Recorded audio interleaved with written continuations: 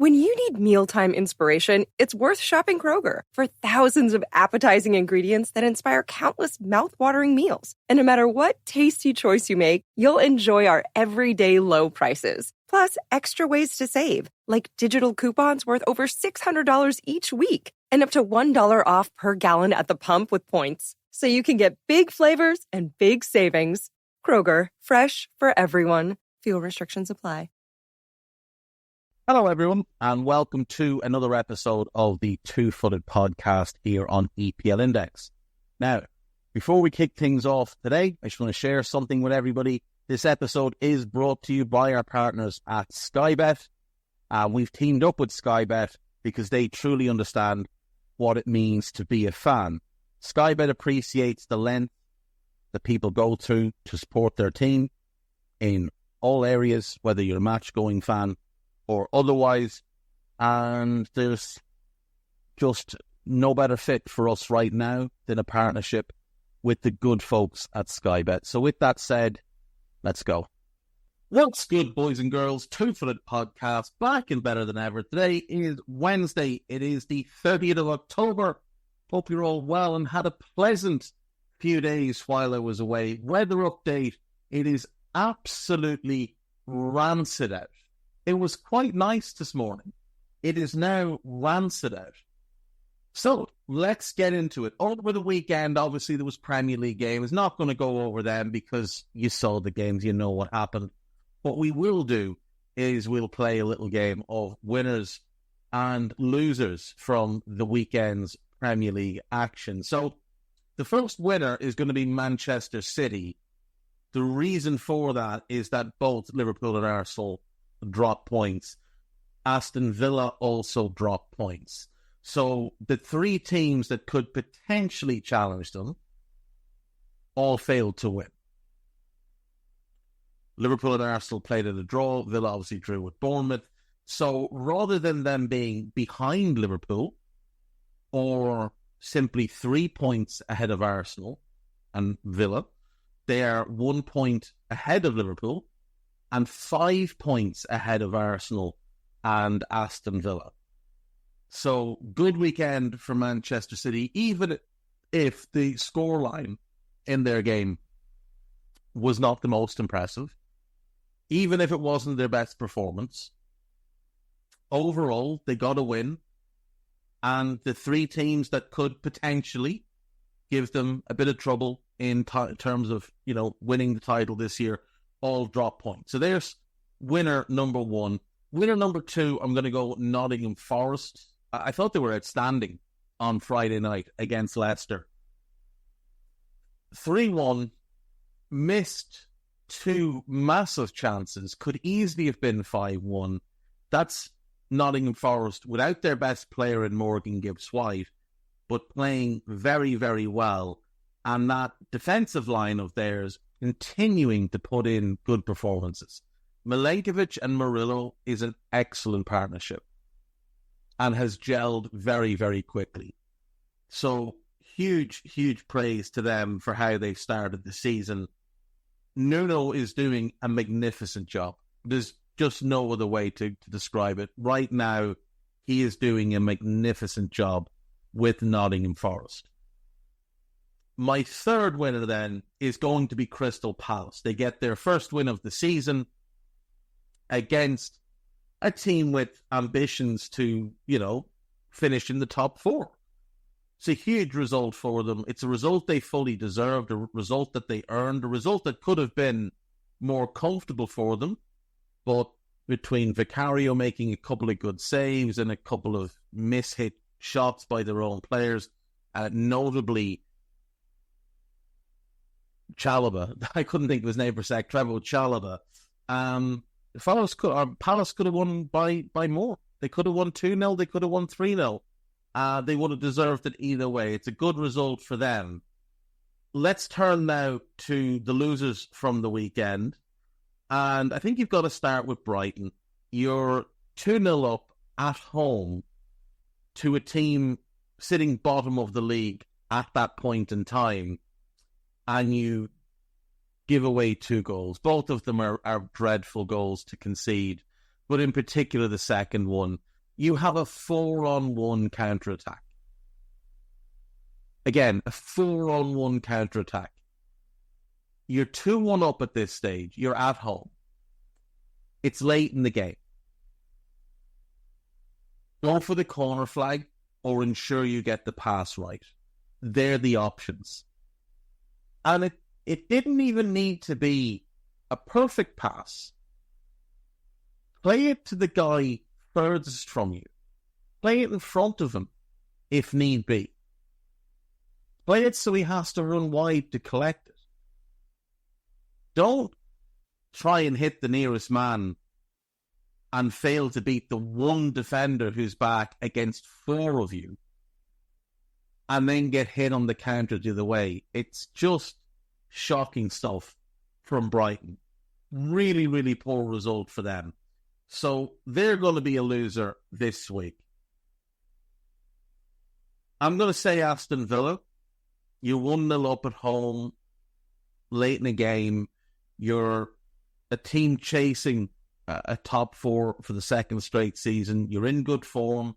You've got pretty much everybody back fit now. You've got Mings, you've got Kamara, you've got the lot. And you let it slip through sloppy defending on a set piece. It's a good finish by Evan Nielsen, no question. He should not be getting...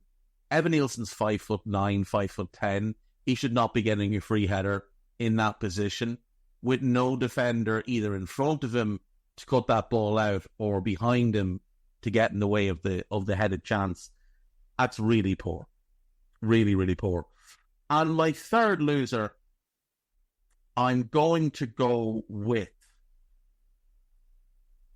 I think it has to be Ipswich. If you go away from home and score 3 goals, you should get a result. And they didn't. You were 2-0 up.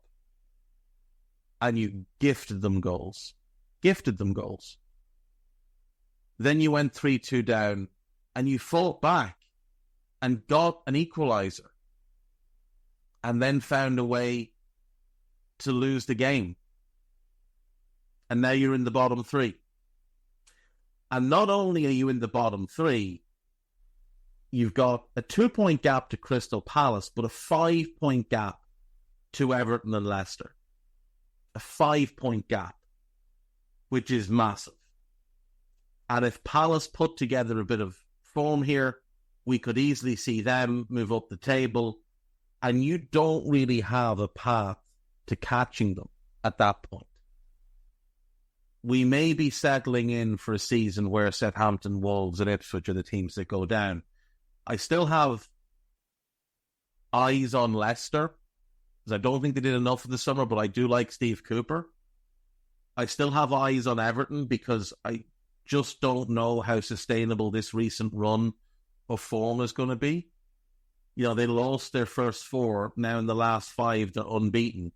Everton are not going to stay unbeaten for much longer. They got a bit fortunate at the weekend with the Neto late goal, though I did feel they probably deserved a draw, though I think Fulham will be disappointed. And then we're going to hit a team who is a winner and a loser, but we'll do that after the break. Before we get to that, as you will have heard before today's show started, we are brought to you by Sky Bet. Sky Bet are sponsors of the EFL, so let us run through what took place in the EFL over the weekend, and then we'll go to break and come back and talk about a team that is both winner and loser. So, in the Championship, Portsmouth 1, Sheffield Wednesday 2. That was the Friday night game. Then on Saturday, Coventry beat Luton by 3-2, and Bristol City and Leeds played at a 0-0 draw. Watford beat Blackburn Rovers 1-0, and Millwall went to Swansea and won 1-0. Sheffield United beat Stoke by 2-0.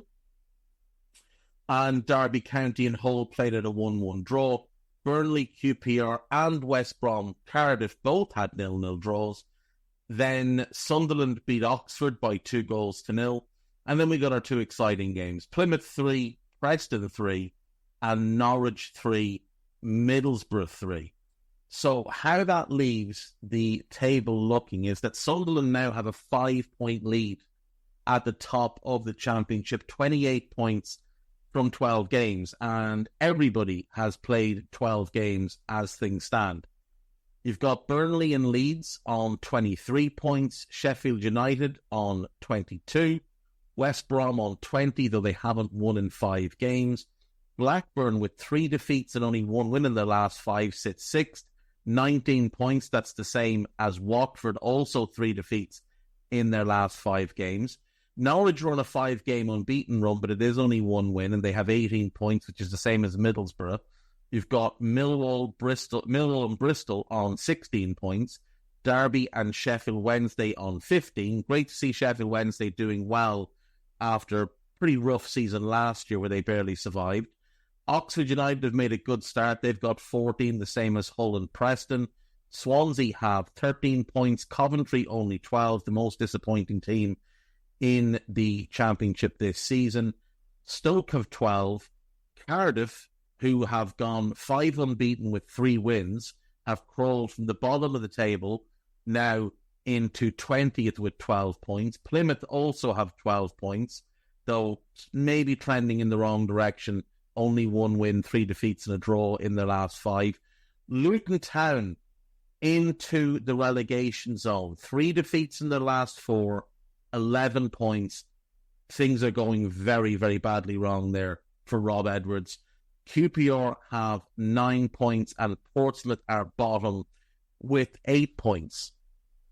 So, to be fair, actually, Luton are more disappointing, aren't they? Because Luton, I think there was real promotion hopes.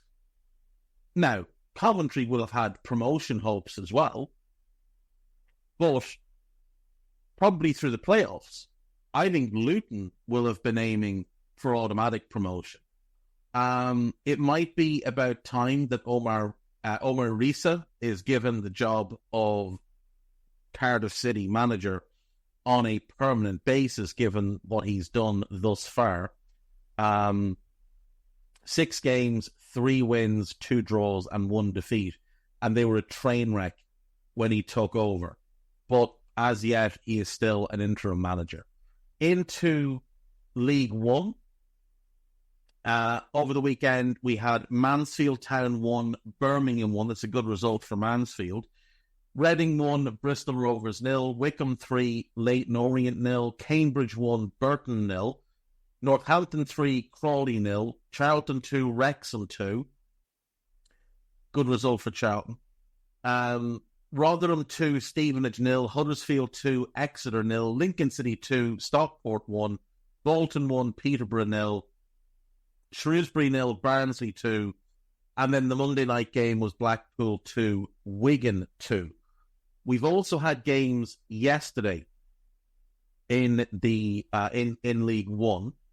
We had Stockport 4, Reading 1, Lincoln 2, Northampton 1, and Stevenage 1, Bolton 4. Now, League One is not back in action in general until the 8th of November. The weekend begins with the Friday night, the 8th, then the weekend of the 9th and 10th. But there are 2 games on the 5th, which is next Tuesday. Those are Burton versus Crawley and Stockport versus Wycombe. FA Cup obviously taking precedence there. The table as it stands, most teams have played either 12 or 13 games. We do have some teams who've played 14. So, Birmingham are top, 29 points from 12. Wycombe are second. Very quietly, they've just moved up, 4 wins on the bounce, 26 from 12. Then it's Wrexham, 25 from 13. Mansfield, 24 from 12. Lincoln, 24 from 13. Bolton, they've also moved up quietly, 23 from 13. Huddersfield, Barnsley and Reading all have 22 from 13. And Stockport, who've had a slide but won at the weekend, won the last game, 21 from 13. Then you get Exeter with 19 from 12. Charlton, 19 from 13. Peterborough, 18 from 14, which isn't great. Rotherham and Stevenage, 17 from 14. Blackpool, who bounced back under Bruce. I've had a bad run, 3 defeats and 2 draws in the last 5. Obviously a lot going on for Steve Bruce right now with the passing of his grandson, but he'll want to get that fixed. They're on 16 from 13. Bristol have 16 from 13. Northampton, 15 from 13. Wigan, 14 from 13. They're the most disappointing team in League One this season. Leyton Orient, 11 from 13. Cambridge, 10 from 12. And they won 3 in a row to drag themselves off the bottom of the league. Crawley, 10 from 13. Shrewsbury, 8 from 14, which is not good at all. And Burton, 4 from 12. No wins yet. 5 defeats in a row. Looking very much like a team heading for League Two. Moving to League Two. Again, no games this coming weekend. No games between now and then. We had 1 game last night. We'll get to it. Morecambe 2, Chesterfield 5. Colchester 1, Salford 2. Notts County 1, Harrogate 0. Bradford City 1, Doncaster 2. Crewe 3, Tranmere 1. Swindon 1, Gillingham 1. Accrington Stanley and Walsall was a 0-0, as was Newport and Fleetwood. Carlisle 0, Cheltenham 1. Bromley 1, Barrow 1. Clearvale 3, AFC Wimbledon 2. And Grimsby 1, MK Dons 2. Those were the weekend games. And then last night we had Fleetwood 2, Salford 2. So, the league table, most teams have played 13 or 14, but 1 team has only played 11. So Port Vale are top on 30 points from 14 games. Walsall have 26 from 13. Notts County have 26 from 14, as do Doncaster. Crewe have 24 from 13. Then you get Chesterfield and Bradford, both with 22 from 14. MK Dons and Barrow with MK Dons, Barrow and Grimsby, all with 21 from 14. Gillingham and Salford have 20 from 14. AFC Wimbledon, 19 from 11. But their form has hit a slide. They've lost 3 of the last 5. Newport County, 19 from 14. Fleetwood, 18 from 13. Cheltenham, 17 from 14. Harrogate, 15 from 14. Both Bromley and Tranmere have 14 from 13. Accrington Stanley have 13 from 13. Colchester, 12 from 13. Swindon, 12 from 14. And then Carlisle with 8 from 14 and Morecambe with 7 from 14. Does look like they're the 2, but it wouldn't take much for either of them to put a bit of a run together. We see it all the time in these lower leagues. Like, take Gillingham, for example. They started so well. Through the first 9 games, they won 6, drew 1 and lost 2. In the last 5 games, they've lost 4 and drawn 1. So it would be no surprise to see them put together a run now where they win 3 and draw 1 of the next 5 and shoot back up the table. Likewise, it would be no surprise if Crewe were to lose 2 or 3 in a row and drop down the table a little bit. We'll see a lot of movement in the EFL through the season. It's well worth your while watching some EFL games. There's high-quality players playing at every level. You find young gems of players that in 2 years you'll see playing in the Premier League and you'll think, I remember seeing him play. And he stood out to me. You see it all the time. We'll go to break, we'll come back and we'll talk about that club that was both a loser and a winner at the weekend. See you in a sec. Hey, true crime fans. Tired of ads interrupting your gripping investigations? Good news. With Amazon Music, you have access to the largest catalog of ad-free top podcasts included with your Prime membership. After all, ads shouldn't be the scariest thing about true crime. To start listening, download the Amazon Music app for free or go to amazon.com/ad-free true crime. That's amazon.com/ad-free true crime to catch up on the latest episodes without the ads. Right, welcome back. So, Manchester United defeated by 2-1 at West Ham. Now, a very, very questionable penalty. I've watched it probably 10 times, and I still don't know whether it's a penalty or not, but I lean strongly towards it's not a penalty. The penalty's given, Jarrod Bowen scores, and West Ham beat Manchester United by 2-1. And then we get the news on Monday that Ten Hag has been sacked as Manchester United manager. Not an outcome that's entirely surprising. Maybe the timing of it is a little bit surprising. Given there's an international break in a few weeks, it might have been easier to do it then.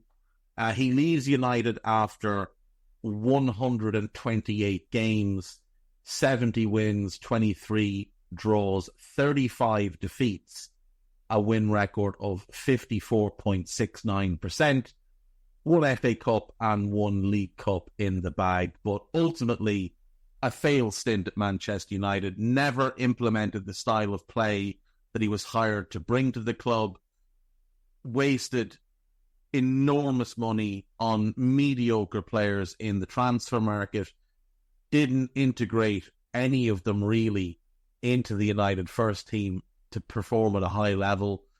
I went through a couple of weeks ago United signings post-Ferguson, and there was very few that you could name that would be successes. And of the ones that were successful under this gentleman, Johnny Evans arrived on a free at 35 years of age, initially to keep himself fit to sign with a championship team. So, he's gone. And David Ornstein broke that news, and then David Ornstein had more news later in the day, and that was that Manchester United were working on a move for Ruben Amorim. So they lost the game, but they may end up being the big winners of, I think, the chase for the best young manager in the world in Ruben Amorim. It's not yet set in stone. United have told Sporting that they're prepared to pay his release clause, and Sporting have been, open about that. But Sporting are also not going to roll over. Sporting are making it clear that that release clause is all well and good, but that doesn't mean you just take him now. That release clause would mean you take him in the summer, or potentially you take him in 30, 40 days, whatever. He's got some sort of notice period where he'd have to sit out. If you want him immediately, you have to pay more. Now, I've seen some Sporting fans say that his release clause is only for the summer. So if United want to pay that release clause, that's fine. They can have him after this season. If they want him now, they have to pay more. Either way. I think paying more is worthwhile. I think he's an outstanding young manager. I think, genuinely, Manchester United could not get a better manager than Ruben Amorim. I also think of the options that are out there for Amorim now and over the next 18 months, United is probably the worst club he could go to. From the standpoint of, we're yet to see any evidence that things have improved at United behind the scenes. We're yet to see any evidence that the people that they hired in the summer are going to be truly competent. Because it hasn't just been the managers that have failed at United, it's been the club itself. It's been the front office staff. It's been the ownership. And I know there's been a change with the ownership, but Jim Ratcliffe is yet to prove he's a competent football owner. We haven't seen it at Nice or at Lausanne, that he's competent, that he's good, that he's going to drive winning. We haven't seen that he's going to be willing to spend what it takes. Now, United have never had any issue spending. We're aware of that. But United are also facing a crunch with profit and sustainability. And some of that is going to come down to what they're willing to do, what that ownership is willing to do. I've seen some people talk about, does the squad fit Amorim? It's not a simple answer. Parts of it fit really well, parts of it do not. That will be the case of any manager going to any club. And I saw one moronic person today say, oh, it's too much work to change to back three. It really isn't. And when you look at the United squad, there's a lot of pieces you could see fitting in how Ruben Amorim wants to play. So let's start with the back three, which is the big talking point. He plays the back three. Lenny Yoro will fit really well on the right-hand side of a back three. And Mazraoui would be a competent backup there. Lindelof could also play that role. In the middle, Maguire and De Ligt will fit better in that than they will in any kind of back four. If you look at what Amorim was able to do with Sebastian Coates in the middle of his back three, you will see a path for either Maguire or De Ligt filling that role until United identify who they really want for that role. On the left of the back three, Lisandro Martinez makes an awful lot more sense than he ever has in the back four. And Luke Shaw also fits really well. So they might not need to do a ton at centre-back initially. But you will want to identify the right player to play in the middle. You may also want to identify someone long-term to play on the left. But Martinez's skill set will fit well there, particularly on the ball, when we look at what Amorim has done with Giancarlo Inacio. The goalkeeper is the goalkeeper. He's got enormous flaws. I think regardless of the manager, you're going to be wanting a new goalkeeper over the next period of time, next 6 to 18 months. Amorim's just going to have to work with what he has, but the backup goalkeeper is interesting, Binder, and maybe he gets an opportunity. Now, where it becomes tricky is the wing-backs. Dalot is not the prototypical Ruben Amorim wing-back, but he is United's best full-back option. So, potentially, he starts in one. The other one is an issue. They don't have anybody. Malacia could fit there, but he's always injured, and I don't think he's good enough. So you're going to need to bring in a wing-back. The kid, Fernandez, that they sold to Benfica, stylistically, maybe he could be a fit, but I think they'll look elsewhere. That's one significant need. Ruben Amorim loves Manuel Ugarte, and Ugarte loved playing for him at Sporting, so he's going to be in the team. The other midfield position is trickier. Casemiro's skill set lends itself better to what Amorim likes to do with a defensive double pivot.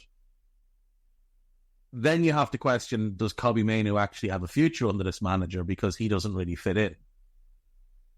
Now, Amorim has at times gone with a more attack-minded player in that double pivot, and he's often used Pote Goncalves in there, but he does that because it gets more goals into the team, and as yet we're yet to see Kobbie Mainoo as a big-time goal scorer. Bruno Fernandes potentially could play that role. So I do have some questions over where Mainoo fits in Amorim's ideal vision of his own team. In the roles behind the forward players, assuming Bruno isn't in the midfield, Bruno takes one and Rashford takes the other. And then you've got Mount and Garnacho as cover for them. And that's ideal. That's pretty much what he's looking for. You throw Ahmed Diallo in there now and you've got 5 really good options for those 2 positions. And Højlund and Xerxes fit. They both fit what Amorim wants to do. Højlund obviously is still very raw, very rough, needs to smooth out the edges and be developed. But he fits. Xerxes is probably the better fit immediately from a skill set point of view, but that would rely heavily on both Bruno and Rashford rediscovering the goal scoring form that they had in previous seasons, which I think they can both do. So when we go through the United team then, you're looking at goalkeeper, they needed one anyway. Centre-back, they needed one anyway. Left wing-back, They needed a left back, I think, regardless, because Luke Shaw's always hurt, and one in midfield, which they needed anyway. You're not looking at any more than United already needed, but you've got a clearer vision of what you're looking for, who you're looking for, and how they will fit into his team. So if we play a little game of fantasy football here for a second, or football manager, and we take the left wing-back position as a starting point, maybe Miguel Gutierrez of Girona would fit well there. Super attack-minded, great crosser of the ball, good carrier. Him, Fede DeMarco, Ryan Nouri, Milos Kerkez. I could see any of them fitting well under Amorim. In midfield, it's a little bit trickier. If he wants someone to run the game for him in there, then Adam Wharton becomes an obvious target. If he wants more of a physical, defensive presence, maybe someone like Baliba from Brighton could make sense there for him, because he can operate on the ball to a high level, but then also give you that defensive, physical presence next to Ugarte, who will be free to go and just be more a ball winner. The Ugarte-Paulinho pairing at Sporting was effective.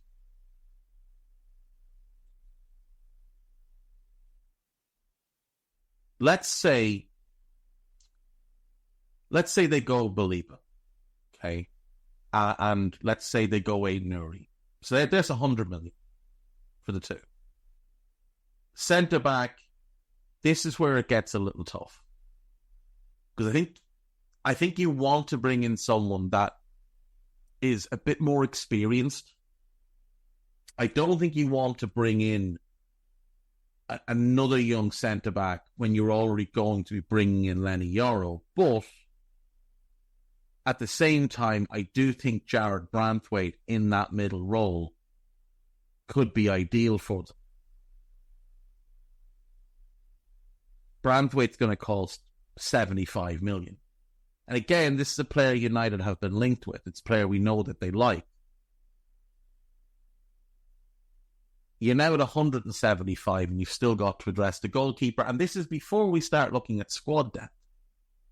But this is what United need to do regardless. It doesn't matter who the manager is. Like, despite all the money spent, they're probably still 300 to 400 million away from a squad that can compete for the title in the Champions League. If you're going to get Ruben Amorim, you have to make those moves because he warrants those moves. Like, you backed Ten Hag to the hilt.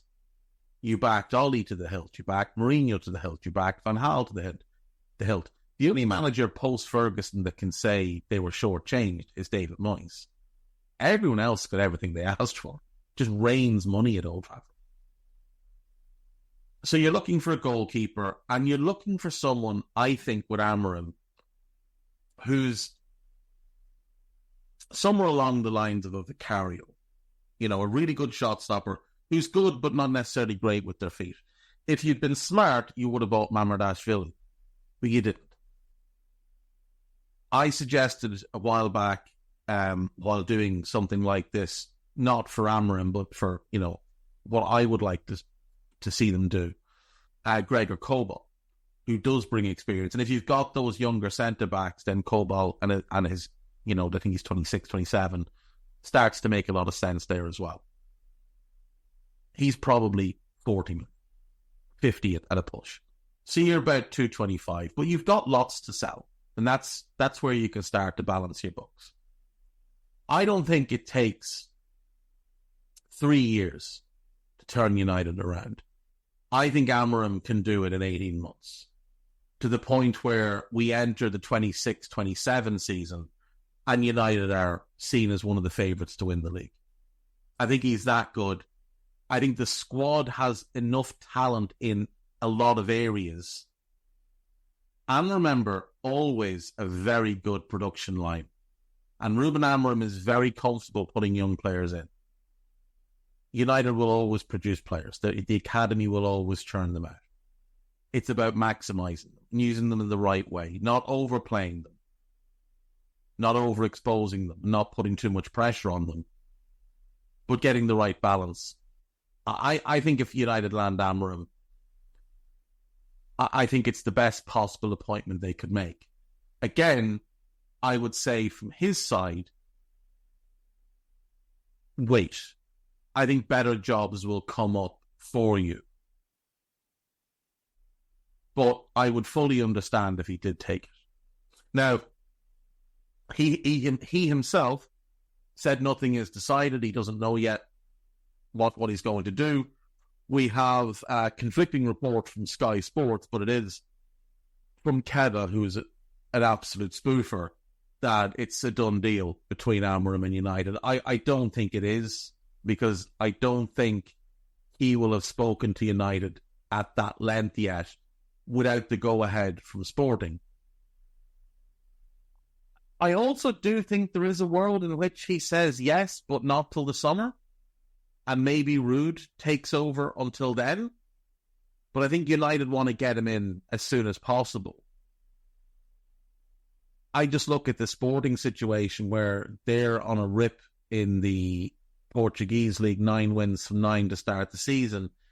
And I wonder if winning a third league title there, and he's cemented in their history anyway, but I think a third league title there, and they're probably building a statue of you.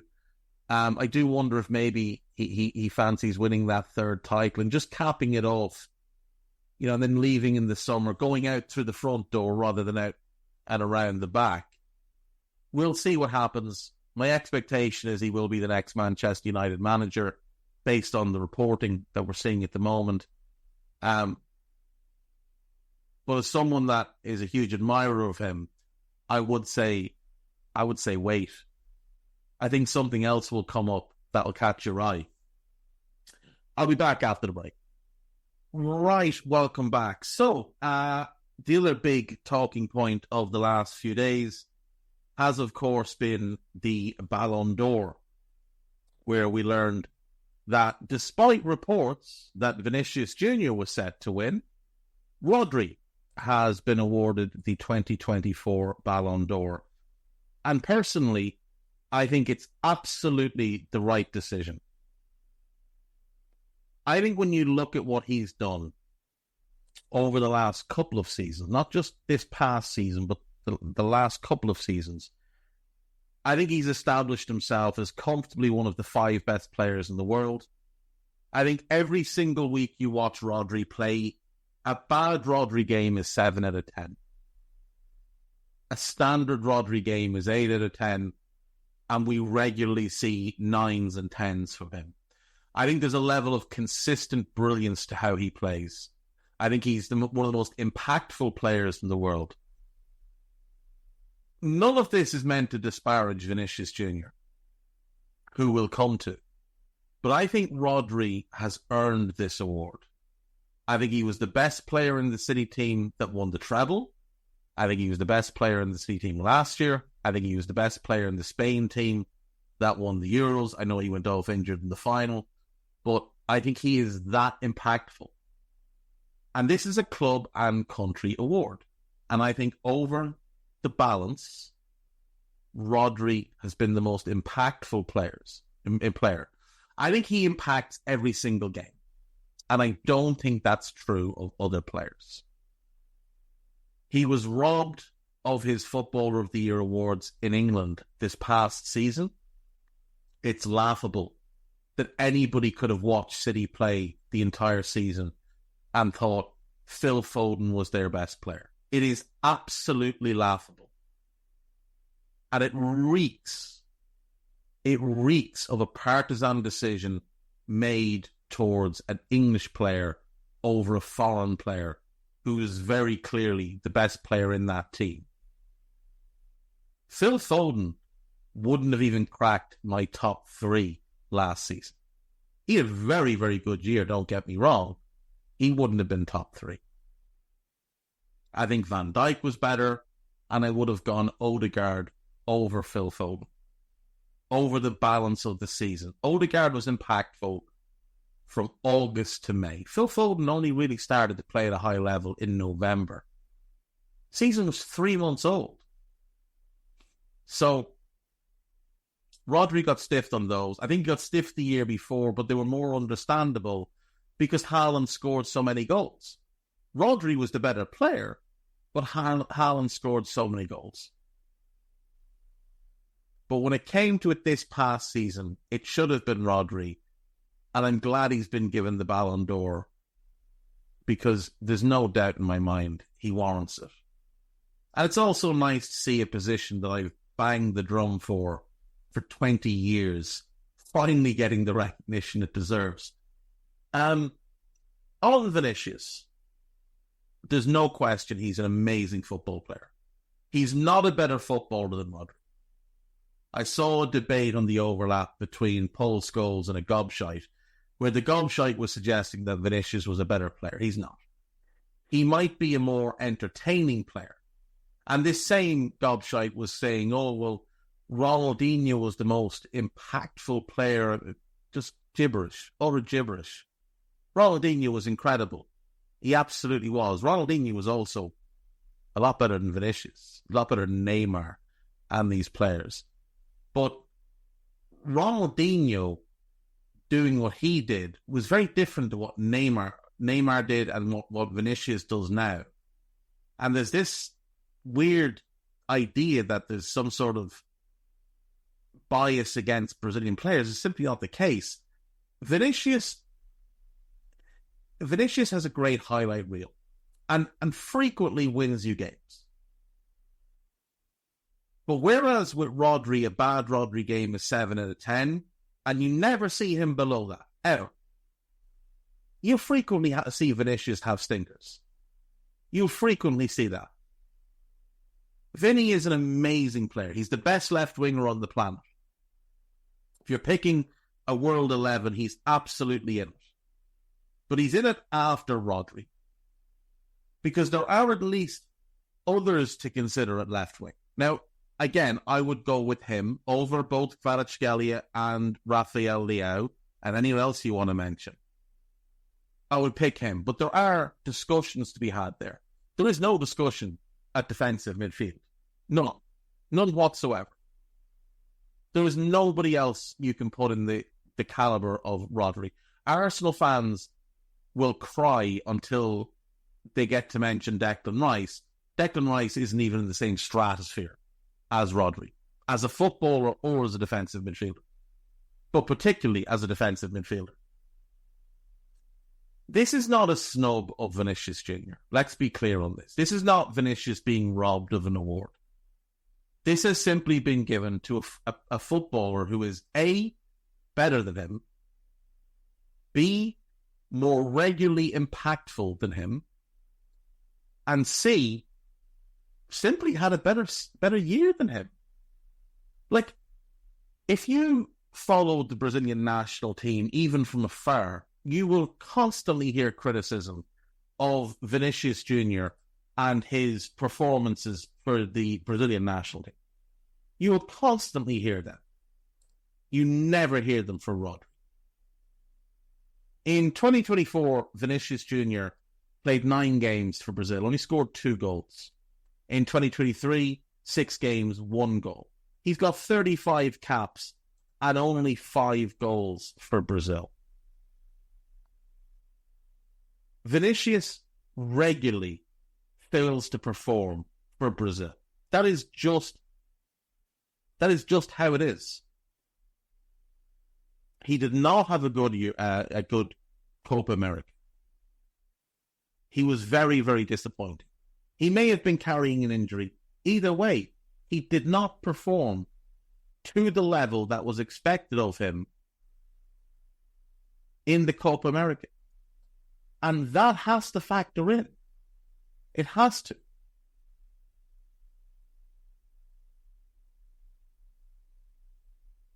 Rodri overall had a better season. Did Vinicius have a better Champions League campaign? Yeah, possibly. But he didn't have a better league campaign than Rodri. And he didn't have a better international campaign than Rodri. So if we break it down to purely that, what did you do domestically? What did you do in your European competition? And what did you do for your national team? Rodri wins in 2 of those 3 categories. More impactful, similarly successful domestically, but more successful at the international level. I just don't see how anybody could try and make the case that Rodri doesn't deserve this award and expect to be taken seriously. And I think Vinicius should be very proud of the fact that he finished second this year. And he should use that as positive motivation to go and win it next year. I think the tantrum he's had will cost him down the line, though.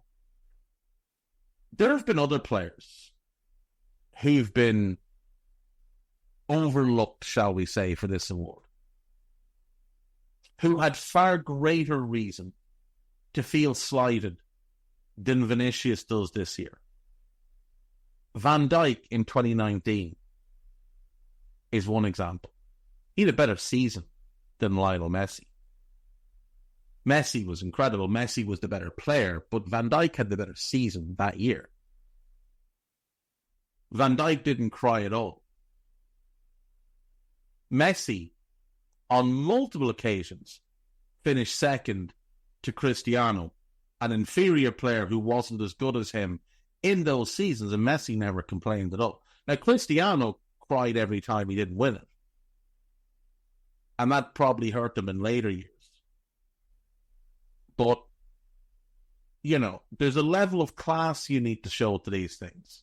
And I've yet to see any congratulations from Real Madrid, from Vinicius, from any of their players, to Rodri. I saw Toni Kroos make some sort of sarcastic comment, which I thought was very, very weird. I would have thought as a midfielder, he would appreciate the fact that Rodri won the award. But no, Real Madrid have gone into this bunker mentality. Probably needed after the shellacking they got from Barcelona at the weekend. But I thought Real's reaction as a whole and Vinicius' personal reaction were very, very disappointing and very, very childish. And I think it could hurt them down the line. I do. I also do think, and I was thinking some of this earlier on the Daily Red, going forward, Real have Vinny, Mbappe, who finished third last year. They have Jude, who finished third this year. They could end up with Trent, who has made it clear he would like to win a Ballon d'Or. I wonder, do they all start taking votes from each other? And I think they will. I actually think Real stockpiling all of these superstars is going to hurt their players when it comes to individual awards. Because I think they'll take, especially ones that are voted on by large swaths of people, I think they'll take votes from each other. And I think it could get quite tribal as well among Real Madrid voters. The Vinny hive, the Mbappe hive, the Jude and Trent movements. I think that could very easily happen. I think Rodri fully deserves it. I congratulate him on winning the award. We also had Aitana Bonmati voted the female Ballon d'Or winner for the second straight year. This is the 4th straight year that the award has been won by a Barcelona player, which is a very, very big achievement. And this year we had a Barcelona 1-2-3. Caroline Graham Hansen finished second, and then Salma Paraluali, I think, in third place. I don't know enough to argue with any of this, but from when I watch women's football, I tend to watch Barcelona play. Bonmati does stand out above the crowd. She is absolutely sensational. That Barcelona team are ridiculously good. Ridiculously good. So congrats to her. Congrats to Barcelona. That is a big achievement to not only win 4 in a row, but the clean sweep this year. And obviously Bonmati winning back-to-back, the second straight Barcelona player to do that. And we've had this award for 6 years, and Barcelona have won it the last 4 after Ada Hegerberg won it the first year, and then that fool embarrassed himself at the award ceremony by asking a stupid question. Megan Rapinoe obviously won it in 2019, and now it's been the 4 Barcelona players. Right, the Copa Trophy, which is given to the best player under the age of 21, Lamine Yamal. Did anyone expect it to be anyone else? I don't think so. This is the 3rd time in 4 years that the award has gone to a Barcelona player. The 3rd time in the 6 years it's been awarded. Mbappe won it the first year, then Matthias de Ligt, Pedri, Gavi, Bellingham, and now Lamine Yamal. De Ligt stands out there like a sore thumb. Well, Lamine Yamal was by far and away the clear frontrunner to win this award. The Yashin Trophy was awarded for the 5th time, and Emi Martinez won it for the 2nd time, second back-to-back. I would have issue with this. I don't think he was the best goalkeeper in the Premier League this past season, or even close to it. Alisson won it the first year. The fact that he hasn't won it since is a bit of a shambles. Gigi Donnarumma has won it, Thibaut Courtois, and now Emi Martinez. Nobody will convince me that Emi Martinez is the best goalkeeper in the world. He's very good. He is very good. And he had a good Copa America, but he's not the best goalkeeper in the world, and he wasn't the best goalkeeper this past season.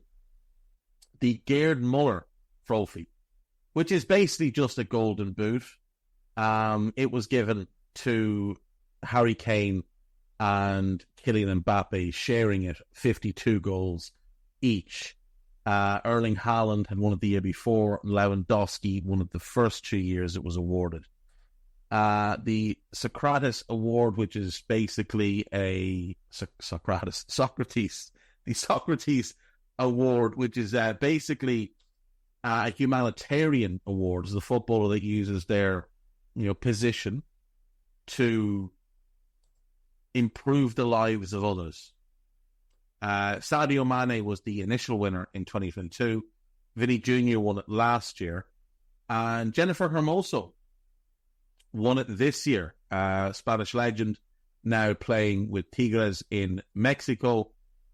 She was given the award this year, which I think is quite cool. Emma Hayes was named the best female manager, and Carlo Ancelotti was named the best men's manager, which is a little bit controversial given the season that Xabi Alonso and Bayer Leverkusen had, as was the award of Team of the Year going to Real Madrid over that Leverkusen team. It's funny, I think if Leverkusen beat Atalanta in that Europa League final, I think Alonso gets the manager award, and I think Leverkusen get the team award, which just shows it's stupid that they didn't. That one game decided it all. But yeah.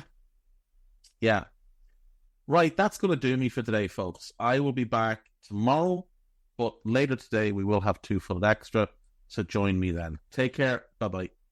Right, this show was brought to you by Sky Bet, as you heard at the start of today's show. We want to thank them for their continued support. And as always, to get involved with Sky Bet, you need to be over 18. And if you have questions or queries or problems with gambling, visit begambleaware.org and stay safe. Bye-bye.